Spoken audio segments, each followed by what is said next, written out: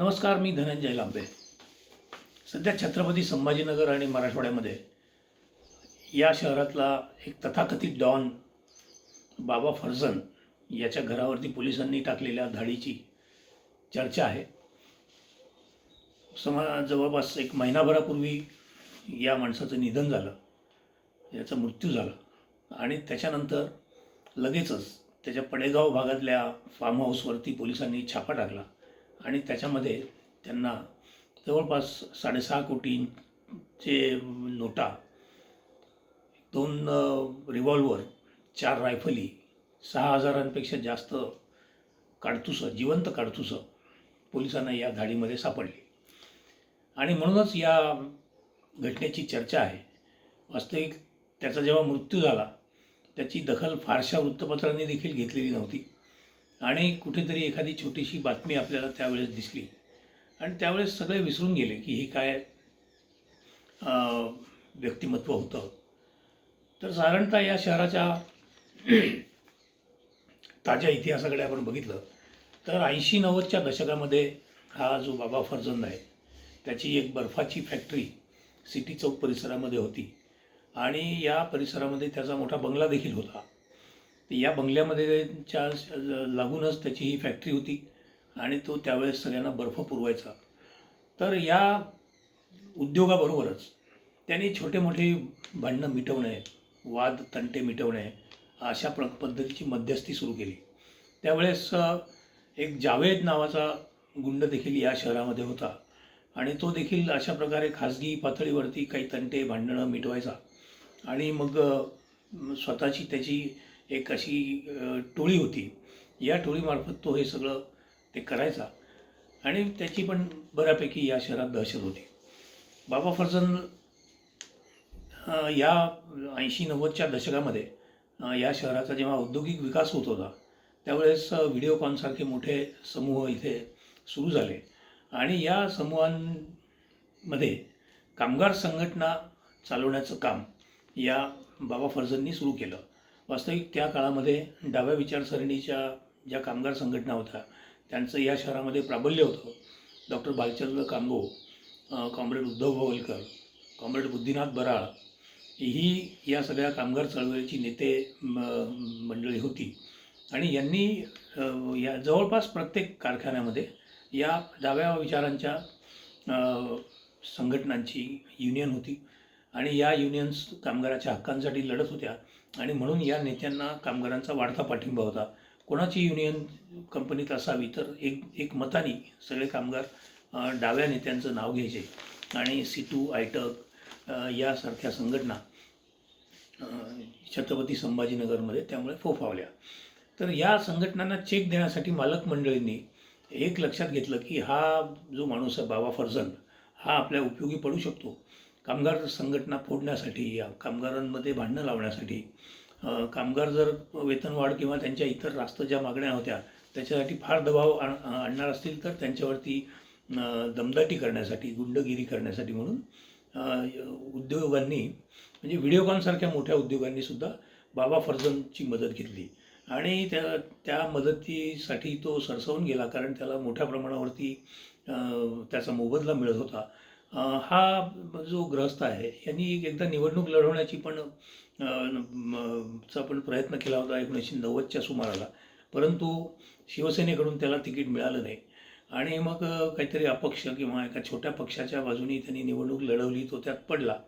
परंतु एकंदर हे असं प्रस्थ होतं की या शहरामध्ये जे काही राजकीय नेते जे आजही पदावरती आहेत तर त्यांच्यासारखंच एकंदर वर्तन त्याचं होतं कारण ही नेते मंडळी यापैकी बरीच नेते मंडळी या सगळ्या उद्योगांमध्ये होती. म्हणजे कामगार संघटना असतील किंवा जमिनीवरचे प्लॉट्सचे काही वाद असतील तर ते वाद हे आपल्या खाजगी पद्धतीने म्हणजे समांतर सरकार चालवल्यासारखे हे स्वतः मिटवायचे. जिथे पैसा देऊन ते वाद मिटत असेल तिथे पैसा द्यायचे, जिथे धाक दरपटशा करून हे करावं लागायचं तिथे हे आपली दहशत दाखवून, आपला वर्चस्व दाखवून, आपली गुंडगिरी दाखवून हे त्या ठिकाणी मध्यस्थी करायचे. म्हणजे ती यशस्वीच व्हायची कारण यांची दमदाटी आणि या सगळ्या गोष्टी त्या काळामध्ये चालायच्या आणि पोलिसांचं पूर्ण यांना सहकार्य असायचं. त्याशिवाय घटना या गोष्टी घडल्याच नसत्या. जर एखादा बाबा फर्जंदसारखा एखादा बर्फाचा उद्योजक व्यावसायिक जर अशा पद्धतीने पुढे येत असेल तर त्याला पोलिसांचं पाठबळ असल्याशिवाय इतकं धाडस करणं त्याला शक्य नसतं. त्यामुळे त्याच्याकडे जे काही परवाने हे सापडले शस्त्र या धाडींमध्ये ते सगळे म्हणजे परवाने त्याच्याकडे होते असं सांगितलं जात आहे. वास्तविक ज्यांच्याकडे परवाने आहेत त्यांना शस्त्र परवाने आहेत त्यांना हे चांगलं माहिती आहे की निवडणूक असेल, कुठल्याही प्रकारची निवडणूक असेल किंवा काही शहरामध्ये तणावाची परिस्थिती असेल, अशा वेळी हे सगळे खाजगी परवानाधारक जी काही हत्यार असतात, शस्त्र असतात, ही सगळी पोलीस आयुक्तांकडे जमा करावी लागतात आणि ते निवडणूक संपल्यानंतर त्या व्यक्तीला ती परत दिली जातात. परंतु आता गेल्या 25-30 वर्षामध्ये इतक्या निवडणुका झाल्या, एकाही निवडणुकीमध्ये पोलिसांना या बाबा फर्जंदच्या परवान्यांची काही आठवण झाली नाही. म्हणजे त्यांनी शस्त्र जमा करण्याऐवजी नुसतेच परवाने जमा केले की काय आपले, अशी शंका येण्यासारखी परिस्थिती आहे. आणि या पद्धतीचा एखादा सर्वसामान्य व्यावसायिक जर गुंड बनत असेल तर त्याला किती सहकार्य पोलिसांनी केलं असेल हे आता या धाडीमध्ये जो काही दस्तऐवज मिळाला आहे त्याच्यावरून आपल्याला लक्षात येतं की ठीक आहे, नोटा वगैरे ज्या गोष्टी आहेत त्या तर त्यांनी कशा पद्धतीने कमवलेल्या आहेत हे आपल्या सगळ्यांना त्याची कल्पना आहे. म्हणजे त्या काळ्या मार्गाने 100% त्या नोटा त्यांनी कमवलेल्या आहेत.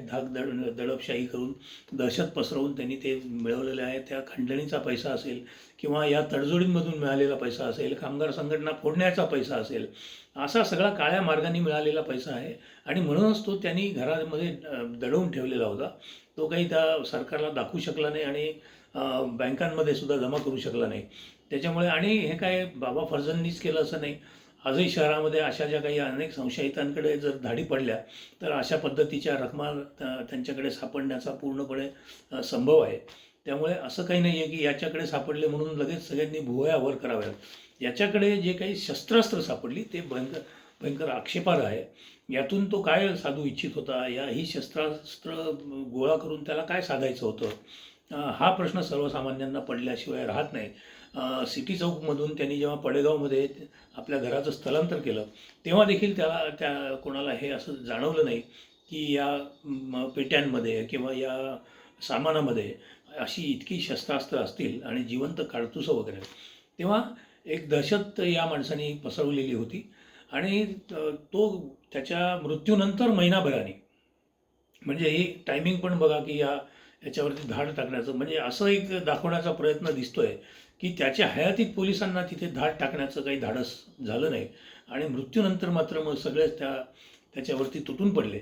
वास्तविक त्याचं साम्राज्य मोठं होतं. त्यांनी जी खोली खास या गोष्टींसाठी बांधलेली होती ती कधी उघडू नका अशी ताकीद त्यांनी देऊन ठेवलेली होती आणि म्हणून ती खोली उघडण्याच्या भानगडीत पण कोणी पडलं नाही.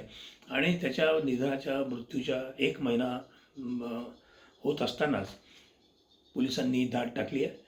तेव्हा पोलिसांच्या या सगळ्या कारवाईवरती संशय निर्माण होणं स्वाभाविक आहे.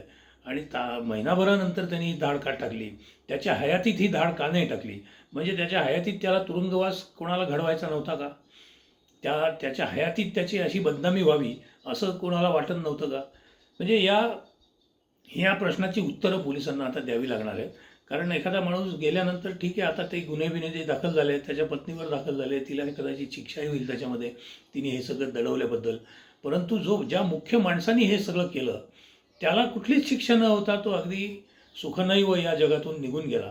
आणि आता त्याच्या मागे राहणारे पत्नी वगैरे ते जे काही आहेत, कुटुंब असेल, तर त्यांच्यावरती पोलीस कारवाई करणार, थातूरमातूर काहीतरी, आणि हे दाखवणार की आम्ही बघा किती दक्ष आहोत. तर वास्तविक पोलिसांनी सगळ्यात आधी या प्रश्नाचं उत्तर द्यावं की महिनाभरानंतर का त्यांनी ही धाड टाकली, त्याच्या हयातीत धाड टाकण्याची हिंमत पोलिसांना झालेली नव्हती का. ही टीप नेमकी आत्ताच कशी काय त्यांना त्याच्या मृत्यूनंतर मिळाली. आणि जे लोक या व्यक्तीला हिंदू नेता किंवा तारणहार वगैरे असं म्हणतायत, तर त्यांना देखील पोलिसांनी चौकशीसाठी बोलवलं पाहिजे की ह्याने कोणाचं नेतृत्व केलं, हा कधी हिंदूंचा नेता होता आणि हिंदू कधी अशा व्यक्तींना नेता मानायला लागले, हे सुद्धा आता पोलिसांनी शोधलं पाहिजे. तेव्हा या प्रकरणावरती पडदा तर आता लवकर पडणार नाही, कारण फार मोठं घबाड सापडलेलं आहे. ज्या चलनातून बाद झालेल्या नोटा आहेत त्या देखील त्याच्याकडे सापडलेल्या आहेत. शस्त्रास्त्र आणि जिवंत काडतुसं, यातून नेमकं त्याला काय सांगायचं होतं या प्रश्नाचं उत्तरसुद्धा पोलिसांना आता शोधावं लागणार आहे.